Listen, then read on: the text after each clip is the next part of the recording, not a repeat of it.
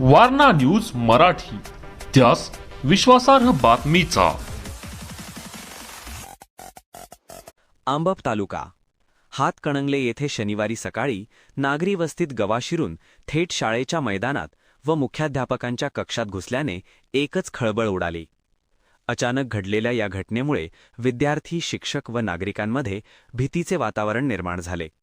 या प्रकारात काही विद्यार्थी व शिक्षक किरकोळ जखमी झाले असून सुदैवाने कोणतीही जीवितहानी झाली नाही।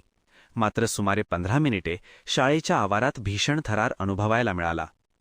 शनिवारी सकाळी तरसंदीच्या बाजूने जंगम गल्ली परिसरातून गवा आंबप गावात शिरला। तो तळ्याच्या दिशेने जात असल्याचे नागरिकांच्या निदर्शनास येताच याची माहिती ग्रामपंचायत पदाधिकाऱ्यांना देण्यात आली। सरपंच दीप्ती माने यांनी तातडीने ग्रामसुरक्षा यंत्रणेद्वारे नागरिकांना सतर्कतेचा संदेश दिला।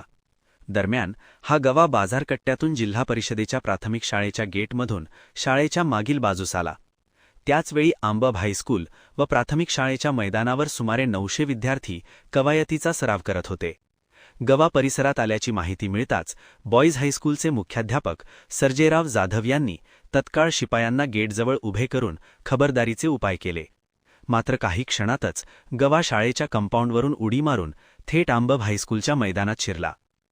गवा दिसताच विद्यार्थी सैरावैरा पळू लागले। या गोंधळात काही विद्यार्थी जखमी झाले।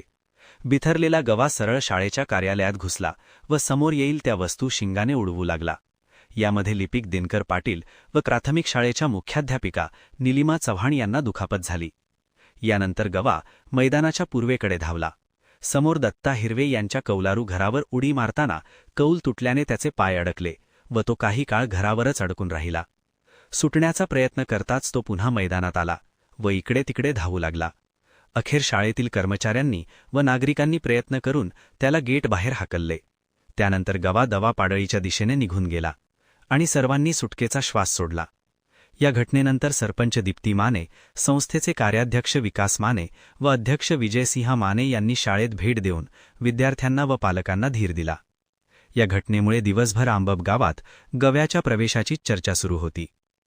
वारणा न्यूजसाठी आंबपहून Kishore जासूद। Subscribe now and press the bell icon. Never miss an update.